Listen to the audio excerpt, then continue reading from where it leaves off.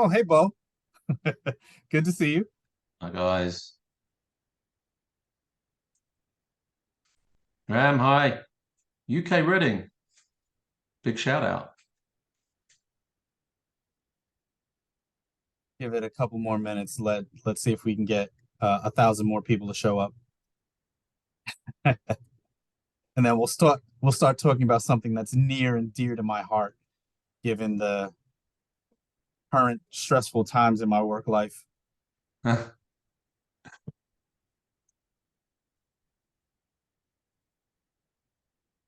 Two more minutes, and then we'll get started. Whilst we're giving people a chance to join, I'd just like to give a big shout out to David's salmon polo shirt. I'm liking that salmon polo shirt. That's my secret talent. I am on the weekends. I'm a male model specializing in Only salmon on the colored weekends. attire. Only on the weekends. Oh, see a lot of new names. Welcome. Why don't we get started? I don't want to keep everybody waiting. On behalf of myself, David Johnson, Sheldon, and ISM New Jersey, I want to welcome you to episode 3 of our series, Calling All Relationships, with the focus on good relationship governance. This is, as I said, just really quickly, near and dear to my heart because of the way that we do business with suppliers in tech. I'm a tech sourcing guy for a long time. We have these really long-term relationships that build based on a contract that you kind of have, and it sits in a desk, and nobody really knows what happens from a sourcing perspective after that contract is signed.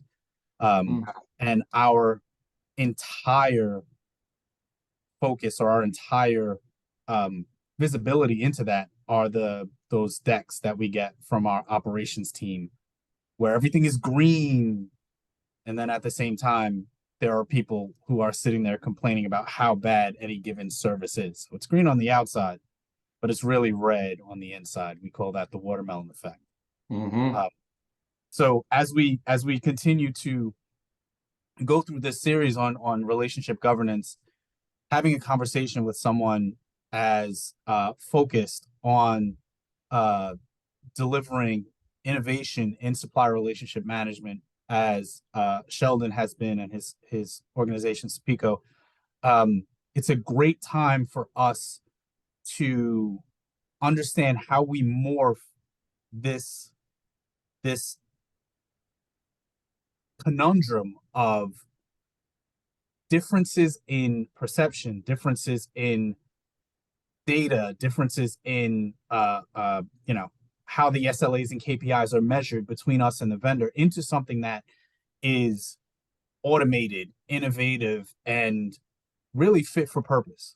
And as we go through today's conversation and today's slide deck, I think Sheldon will give us really insightful thoughts on how we can utilize that unstructured data to help us better manage our relationship.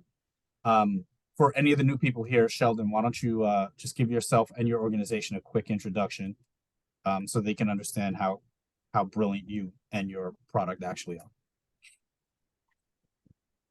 What a fantastic introduction, as usual, Mr. Johnson, sir. It's a pleasure to be on the third episode of this series. So obviously, we've known each other for a while, haven't we, David? Now I've lost track of how long that is. A few years.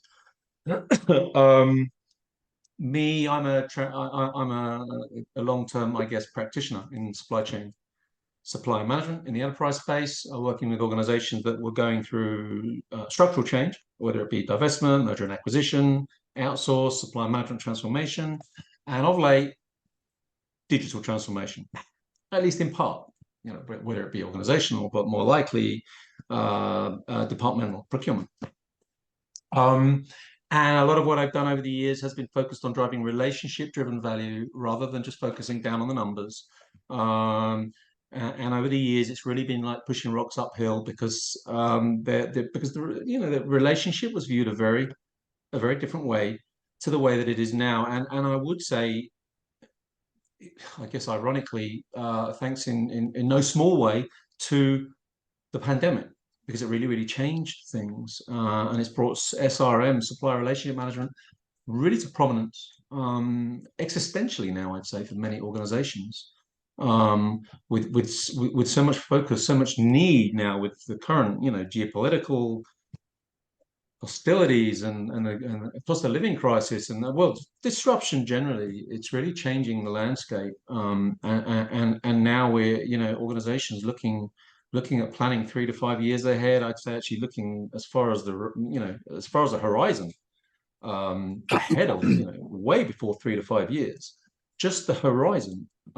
There's a lot of exploration now of the top line, just focusing on the numbers driven model is not sufficient anymore. It just doesn't, there's too much attrition, there's too much pressure, and with business on, shrinking, margins, if we're focusing on a numbers driven model, then those margins shrink too, which means we're, there's a challenge because the value targets are up here still. So there's an absolute need to explore the top line existentially now. It's not a nice to have. It's a lot more than that. And as I said, been doing it for years, but it's only of late that it's become a thing, in my view. It really, SRM is it's arrived.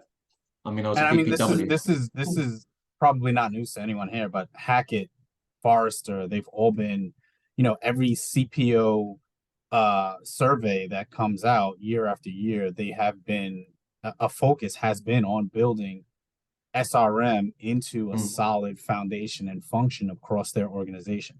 So let's dive into good mm. relationship governance. What So does let me that bring up mean? some slides, David. What do you Please. think? Let's I do think that. that's a good idea. So let me, okay. Hopefully that'll disappear in a moment. At the top of the screen, can you guys see my screen, David? Everybody? Yes. Excellent. Okay. So today's discussion, good relationship governance, good relationship data governance. Okay, so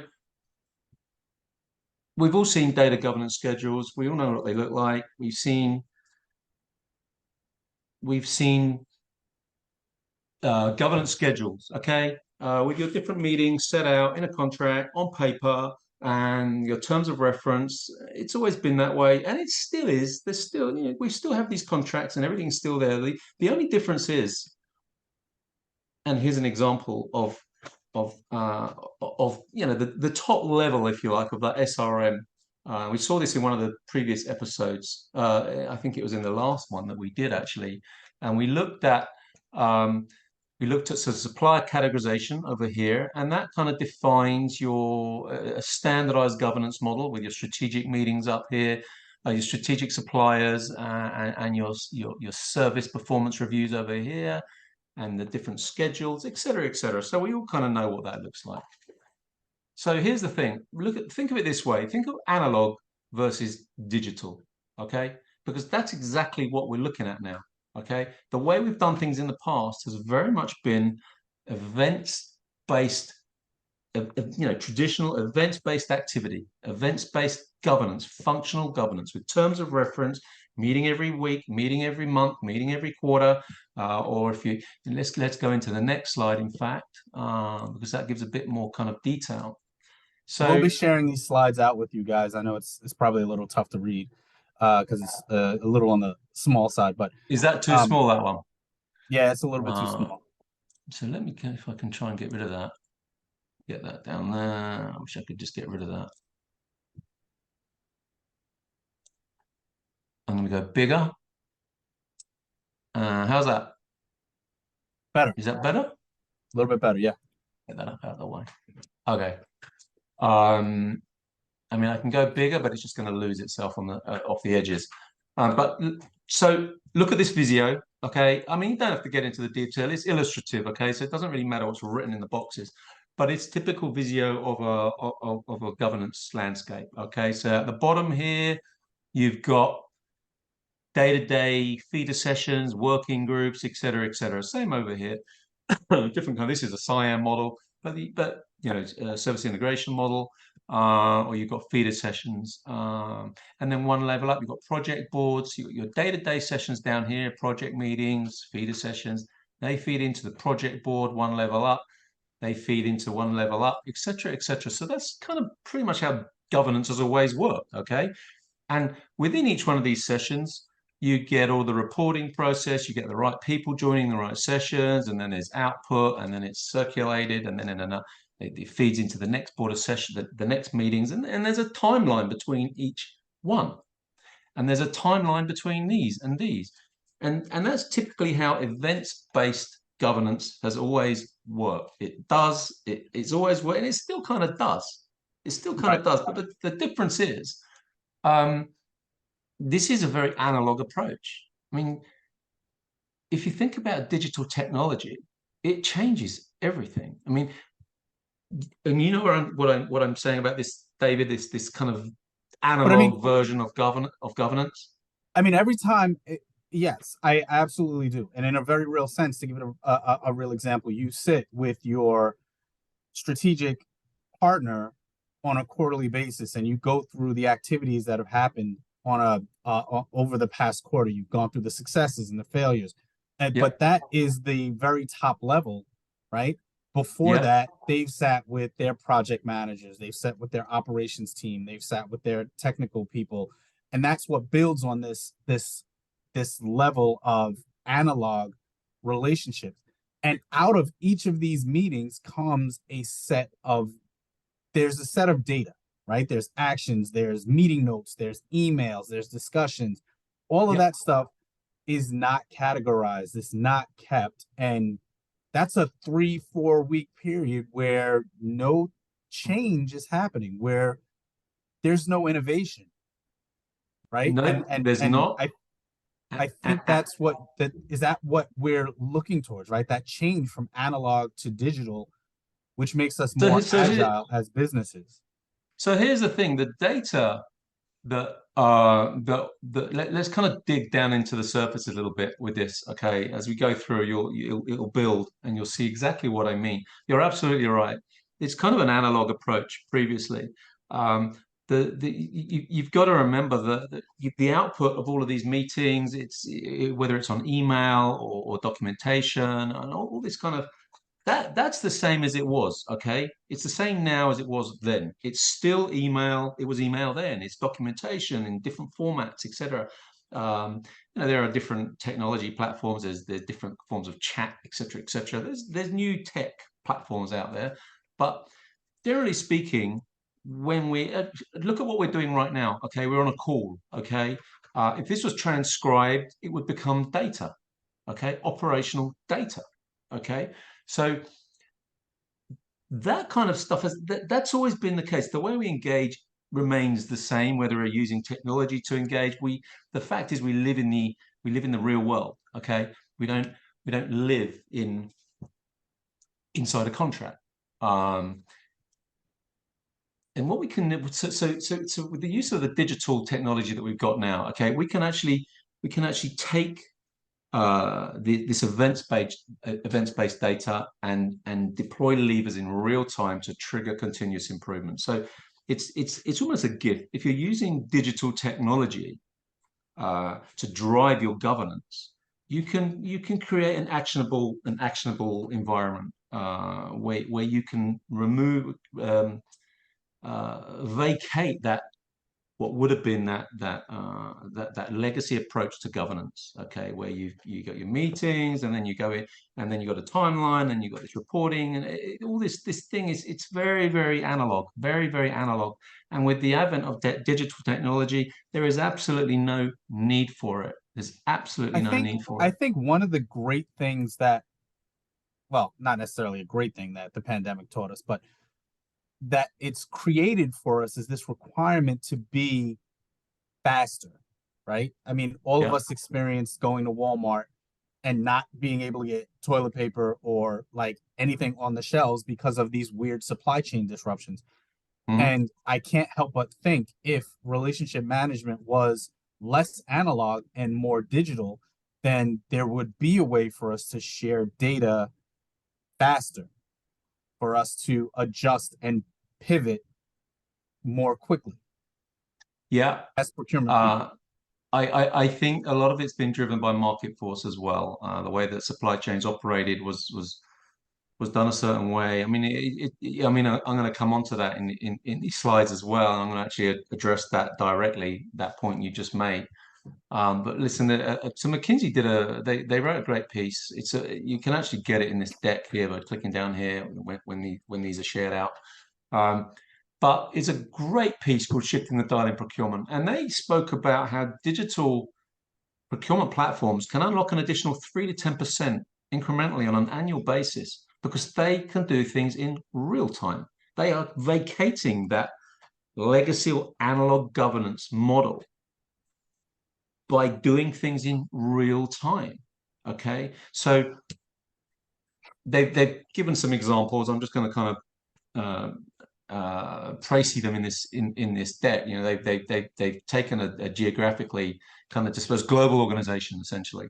Okay, and they've used some digital tech to create some dynamic KPIs. Okay, and they were able to garner the feedback against performance in the field in real time. Okay, so there are some major points here. Okay, and they were talking about 5% saving. Okay, they've actually Wow. been able to. Sorry, go ahead. No, I said, wow, a Yeah, so 5% there's saving more. just by monitoring real time KPIs. Yeah, but there's more. There's more. Okay, so yes, they're working directly with the field with their field agents. Okay, in real time, without kind of focusing or kind of leaning back on these legacy governance models because everybody is being pushed out this data in real time, and everybody can return their feedback in real time. And that's not necessarily always going to be practical, and I get that, but straight away you can really see how the savings are possible if you think about it. Think digital instead of analog. Think about what's possible. Okay, so I mean, this is what we're talking about here. There are two KPIs that I'm talking about. One is time to action, and one is time on task. So these two specifically, if you think about the ability to reach out and record and measure and improve upon performance in real time, or not even if it's in real time, it's radical reduction on time to action. So you're talking about mobilized teams that are able to report and perform much quicker, okay, returning big savings against just those two KPIs alone. So it's a very real saving purely by doing things in a much faster, agile, and dynamic way. Um, and so things are really evolving very fast, in fact. And let's kind of take a look at this. So 90% of company data is unstructured data. Okay, that's IDC source, but they're not the only ones, obviously. That have reported back on very similar statistics. Can you give me some examples of like unstructured company data? I certainly can. I think I'm going to come to that in the next slide, I think, actually. But suffice to say here at this point, we don't think about it, right? We don't live and function inside a legally drafted contract. We operate in the real world where things don't go to order or by page or by clause. They just don't. Okay. What we're doing now, as I said before, we're all talking on this group session. And if we were transcribing that, then here's the answer to your question, by the way. That would become unstructured data. It, all of the stuff that we're doing, we email each other, or we're using chat or creating documentation, imagery, even voice, which is transcribed. As I said, it's all unstructured data. And here's the thing: we've always done it. It's always been there, but we've Yeah, never yeah. really, leveraged it. We've never really leveraged it. Now, let's kind of add a little bit of scale to that. Okay, think about 80%. At latest count, up to 80% of a company's revenue is generated outside its immediate walls by its suppliers. So that's another layer of unstructured data. All of that engagement, all of that, it's unstructured data. It's such a revolutionizing thing. It's always been that way, but we've never leveraged it. That's So such an amazing statistic. it's Like, a big statistic, a very big to think statistic. about the companies that we work for that are building these large multi-billion dollar enterprises, but 80% of that money is generated by our relationships with other organizations. That's And, correct. I don't really think about it, but if you work for a media company and your website is the way into your organization, then there's a company that provides the hosting for that website. There's a company that provides the content delivery service. Um, that is an amazing statistic, uh, uh, Sheldon. It's mind-boggling and mind-blowing, but I can see it because I know what my Amazon contract looks like. So yeah. Yeah, it is a mind-boggling statistic. I mean, look, you only got to look at large language models. Okay, what's the large language models focus on unstructured data. That's their playing field. That's where they live. Okay, that's a new thing, and again, it's very revolutionary, as we know. Um, so it's a changing place. So again, analog versus digital. We've seen analog versus digital transform so many different areas, haven't we? Hmm. Even from mobile phones and TV and everything from analog to digital, transformational. And supplier relationship management is absolutely no different, no different at all. Um, this slide doesn't seem to fit on the page, so I'm just going to kind of back it out a bit. But it's not really any surprise. It's that things have changed. That things have changed quite recently. Here, look at supply chain. Okay, invariably seen as an overhead for many years. And as we know, the emphasis with any overhead is to drive costs down. Yeah. Contracts were led, I should say, by traditional purist procurement. And their focus has invariably over the years, and it's changing now, for a number of reasons, which we could do another session on, to be honest with you. But, purist procurement would have been focused heavily on driving costs down. And I'm not suggesting that it's not still a focus. Of course, it's a very important focus.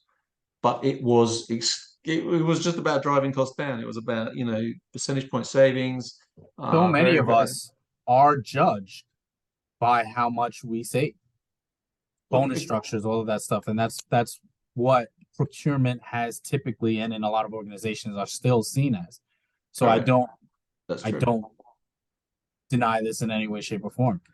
It's Um, procurement are being forced to change for a number of different reasons, as we know. They're kind of climbing up that value ladder as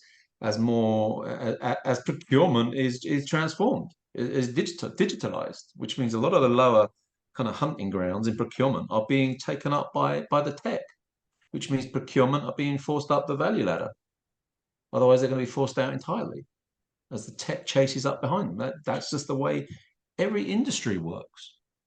so Procurement is no different. how do we combine our so how do we avoid that as sourcing people, right? How do we take advantage of technology and contract management and generate value from SRM in this new digital age? So this is part of the transformation. Okay, it's not as though it's like I said before. A lot of the things we do now, we did before already in terms of creating the unstructured data. We just never really leveraged it because we were thinking along the lines of everything you can see on the screen in front of you right now. The overhead approach is about driving costs down. The Correct. contract management approach was traditionally about driving costs down. early attempts at SRM. You look at Peter Kraujik and the early papers, the early 80s, et cetera, et cetera. They talk about supply management, but in a very adversarial kind of way. And so that kind of set the scene, that set the procure tech landscape over all the years, because that was product market fit. So that's where the tech was kind of heading. Okay, there wasn't really anything. It was all kind of quite early on in life cycle, because it was all source to pay type numbers driven technology. Things are changing now very, very much, obviously, because the product market fit is changing. Remember that the tech works a market. The market doesn't work the tech. Okay, and the market has always been what you see on the screen, and then things change. And the pandemic happened, and the disruption happened, and all that kind of stuff that we know about, without going into it now.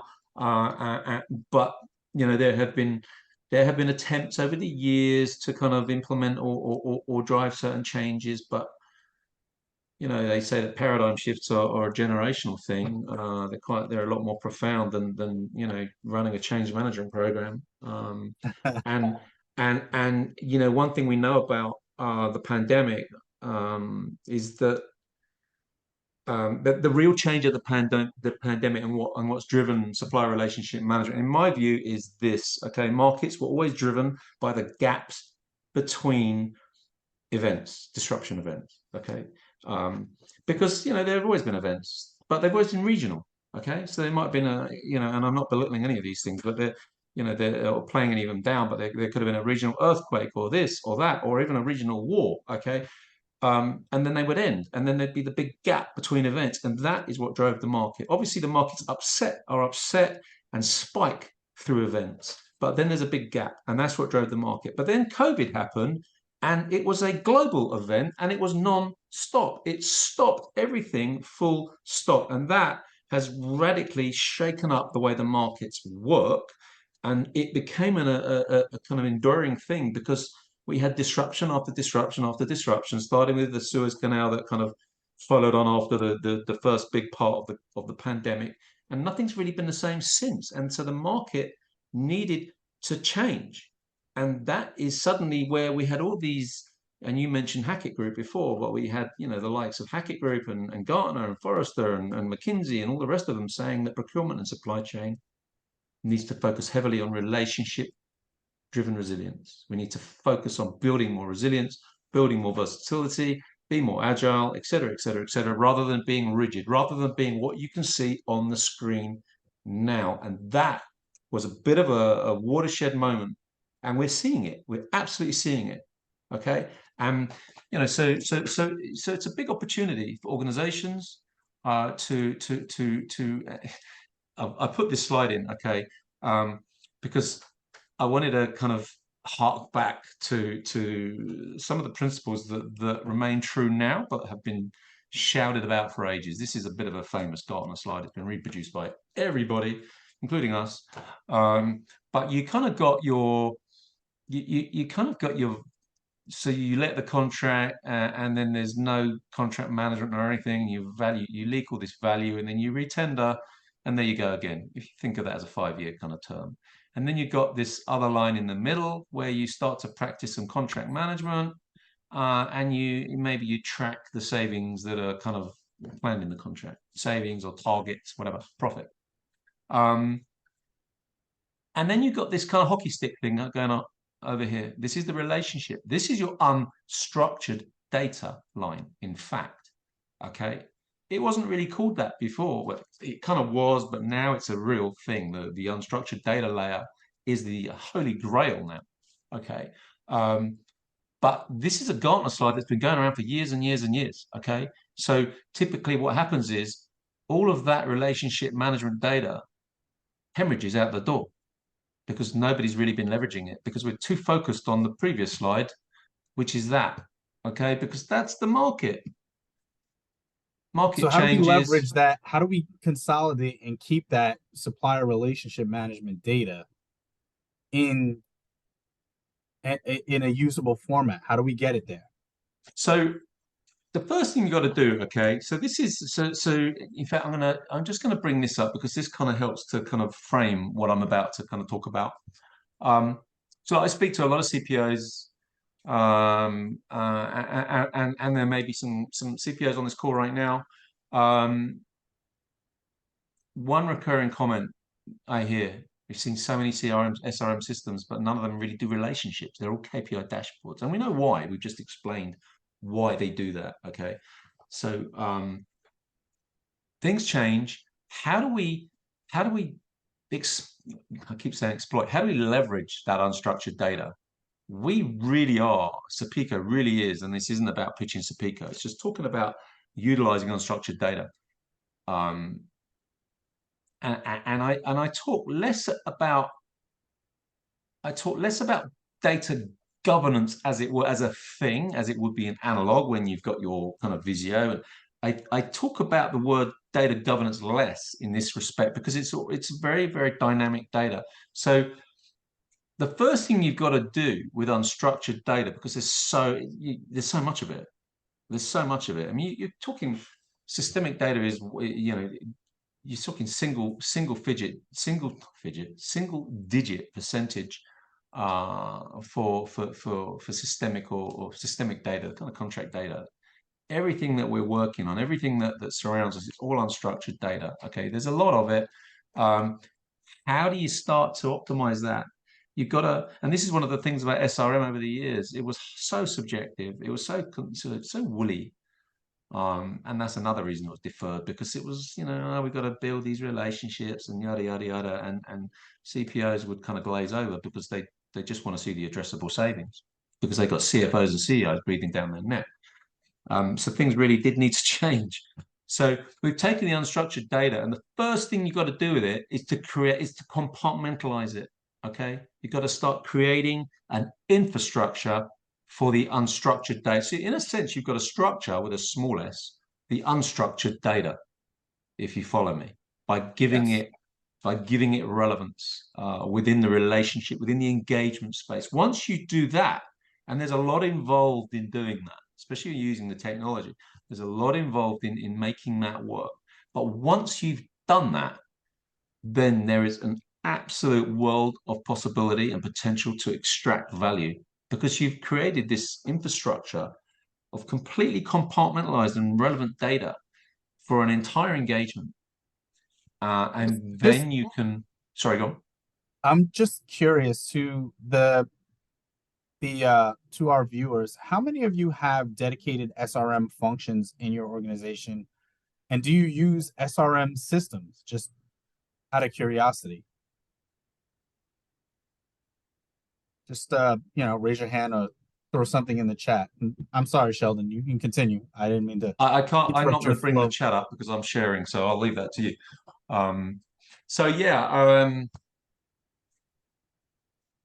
So it's interesting you ask about how many companies are using SRM.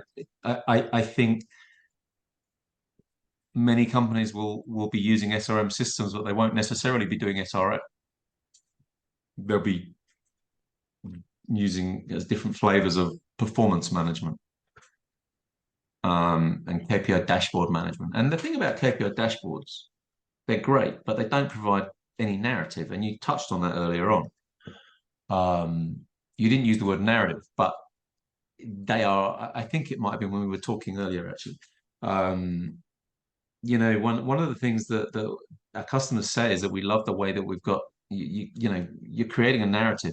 Okay, it's all very well us seeing reds and greens and all the rest of it, and understanding that data in terms of whether it's performing, whether something's good or bad, but we want to understand why. And if it's going from good to bad or bad to good, we want to understand the narrative so we can understand our journey. And that is all about data governance. It's all about data governance, understanding the journey that performance or that service is taking, and really getting a steer on that narrative. Very, very, very important. Not really done before, though. Great. We've got some great comments from Mike Walsh. They've got a homegrown SRM process and system. They're less than a year into it, but it's not a dedicated person. The person wears a dozen hats, and I feel like that's far more common than it should be. Yeah. Gus says they use Zycus iPerform to do supplier scorecarding, but I mean, SRM is way more than just supplier scorecarding, right? Oh, look at Oh that. my It God, says yeah. on the screen, SRM is really changing. How Massively, is yeah. Well, SRM there you changing? go. It is. This is the golden age of relationship management. It really is. As I've kind of described before, more and more organizations are really starting to get to grips with our SRM technology, and really exploiting that kind of top line exploration. You know, we talked about customer choice and stuff like that, but there's some. It's really powerful. It's really powerful. Creating an equitable place for your relationships to kind of come together, your stakeholders come together, and to create this kind of digital governance. Because what you do is when you create this infrastructure. So we create an infrastructure on Suppeco that breaks every single relationship down into four main pillars. One is relationship, commercial, projects, and service. Okay, and within each one of those pillars, there are a number of subcategories. And I don't want to go down into the weeds without being able to show you on the screen because I'll lose you. But all of those that whole it's called four pillars, or we call it four pillars, of the digital relationship layer is what it actually is. Um, and and that is a full dynamic governance set for an engagement. Okay, for an entire engagement to come together. And it's not it's a way of creating so much narrative and so much uh, um, I don't know, inclusion for an engagement, rather than just scorecards and rather than just KPI dashboards and spreadsheets. It's a real ecosystem. The biggest difference, I think, between now and the way we did things is unstructured data. It really, really is.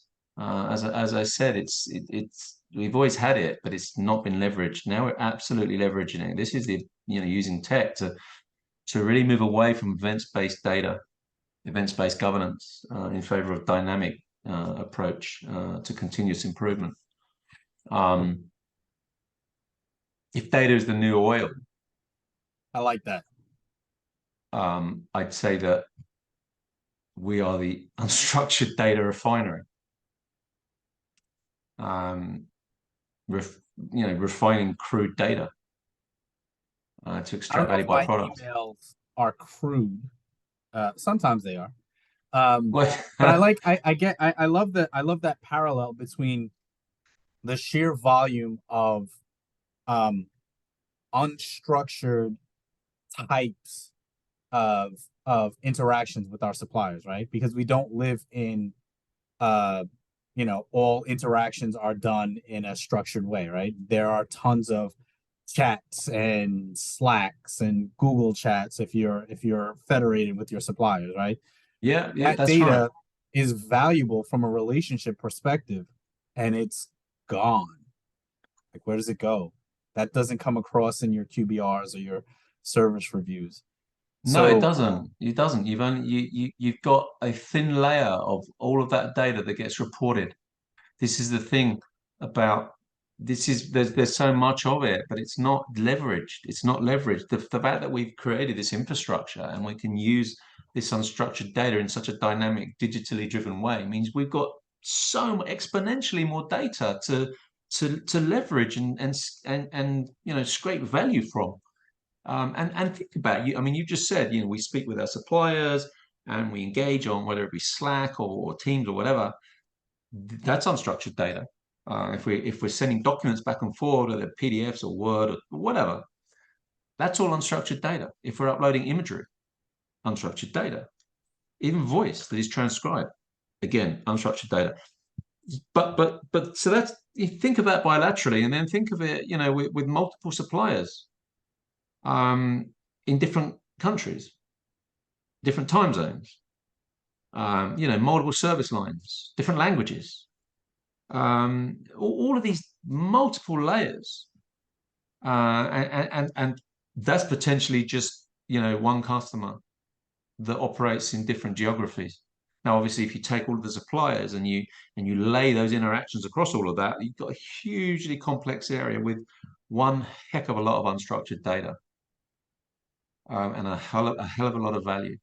Now, So you can't. how does the crude oil refinery that is Suppeco harness value from the relationship data? Think I think I need to see that. And I Yeah, think what we should do is next month, I think that's what we're going to do. We're going yes. to demo the Suppeco platform next week. And I want to see how you can take all of my unstructured junk, and I'm going to put some cat photos and some crazy stuff in there, and how we can structure that and turn that into innovation and growth so that somebody like Gus has an easy way to drive his supplier relationships. Yeah, Sorry, Gus, it won't be a cat video. I know you're a dog person, so we'll get some dog pictures instead. we can do all of that. Greyhounds, of course, greyhounds. Greyhounds, we can do that. Um, but yeah, I love this conversation. I love the value proposition of enhancing value utilizing the relationship data that goes untouched in most of our organizations, and I can't wait to see value and ways that we can generate that. Suppeco can help us generate savings. Um, when is it? When are we catching up again? I think we got another session in December, and then we got one in January. I think in the next session we're going to do an intro to give some background and some relevance to different kind of use cases, and to really kind of show the kind of journey that SRM's gone on with some other data, and then that's going to segue straight into a demo. December Just 7th at 2 p.m. Come on it's back for not episode 4. about a month. It's just about a month. Hmm. So I'll pull those Greyhound videos together. Greyhound pictures Okay. for Gus. Yeah. And let's get a closer look at the platform. Um, I think that's the slides. I'm going to come off share, unless there's anything particularly you want to have a look at in there. Do we have any questions from the audience? We've got a few minutes left. I just want to make sure that we address any of your queries, questions.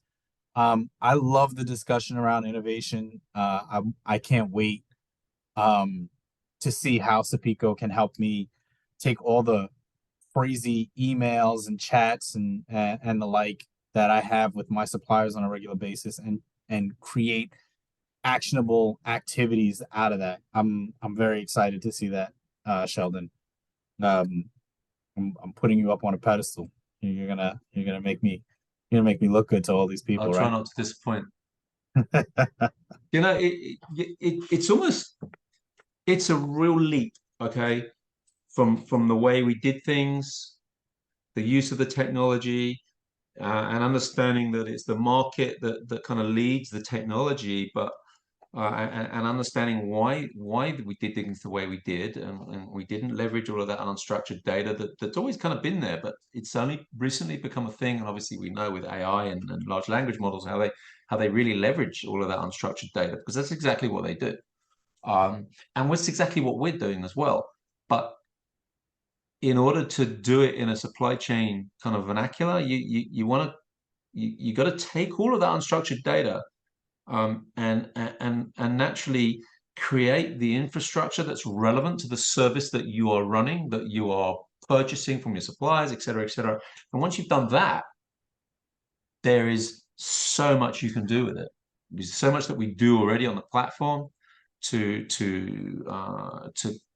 turn that subjective, unstructured data into objective, manageable data to drive value, reduce risk, create insight, drive collaboration, create this omni-channel ecosystem, vast ecosystem, potentially, depending on how big the service is, obviously, Yeah.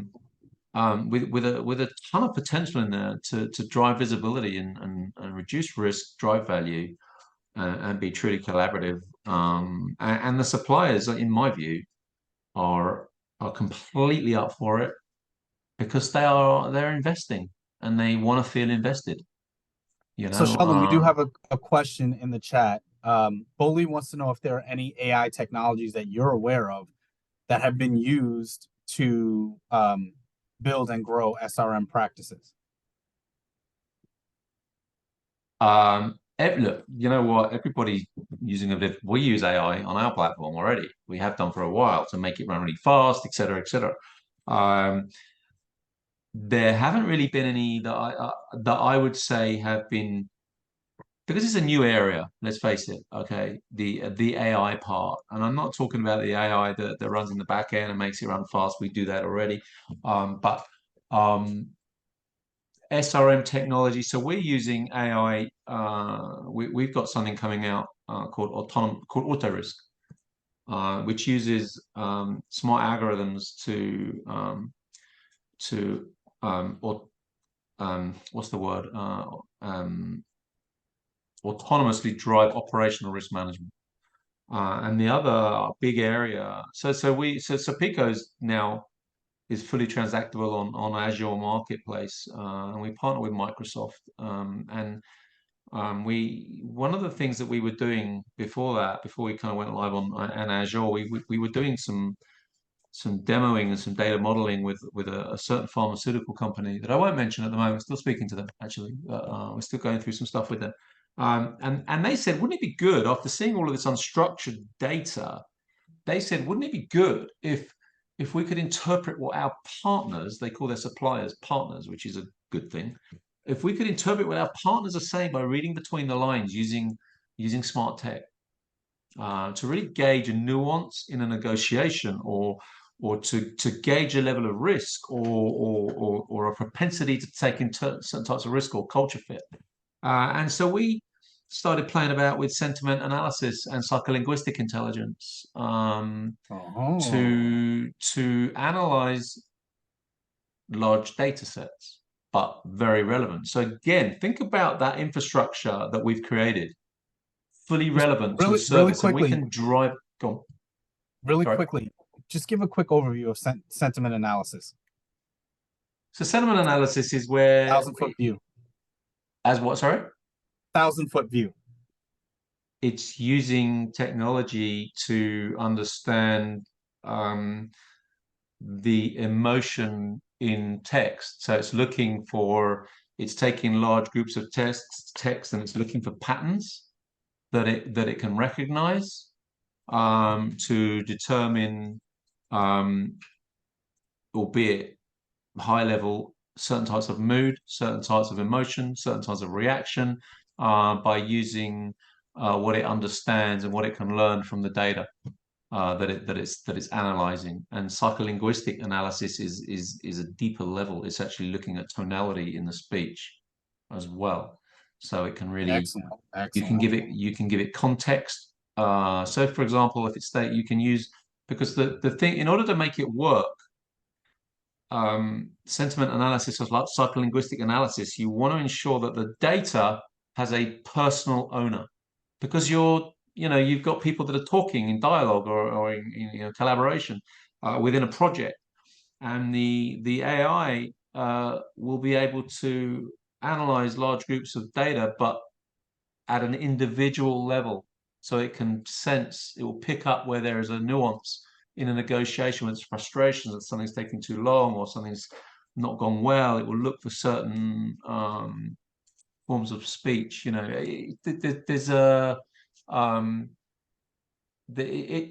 me, you can actually play about with it yourself on a generic level by just putting a block of text into OpenAI, ChatGPT, and ask it to perform some sentiment analysis on, and it will do it. It's actually quite fun. So check it out. But what we're doing is obviously in another level, because we're able to take all of the at a supply chain infrastructure level and aim that lens into specific use cases, specific settings within the service, to pull out that extra data. So that's so we're doing that, and so Microsoft, obviously we partner with them. They said to us, we like what you're doing with AI. So the We want tech to geek help. in me is entranced and excited and wants to hear 1,000 more things about this. But the guy who has to have a meeting in 10 minutes needs to say, we have to go. Bo Lee, thank you so much for the question. Sheldon, thank you so much for another very interesting, eye-opening and thought-provoking conversation.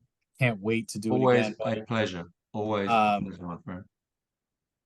yeah, thank you so much. Thanks everybody for coming. If there are any other questions, you can reach out to us on LinkedIn.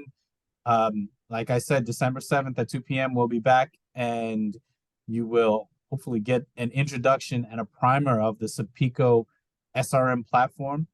If you're a tech geek like me and you live in procurement and supplier relationship management day in or day out, whether it's your title or not, you probably do. This is going to be a must see, a must watch for everybody. Thanks so If much, you guys. Have a reach great out rest on of the day. LinkedIn, if you want to have a chat, you want to reach out and talk some more, I'm on LinkedIn. And the slides as well. If you want a copy, we can make those available as well. No problem at all. Yes, we'll definitely make the slides available to you guys. Have a great day, everyone. Have a great day. Cheers all. Bye.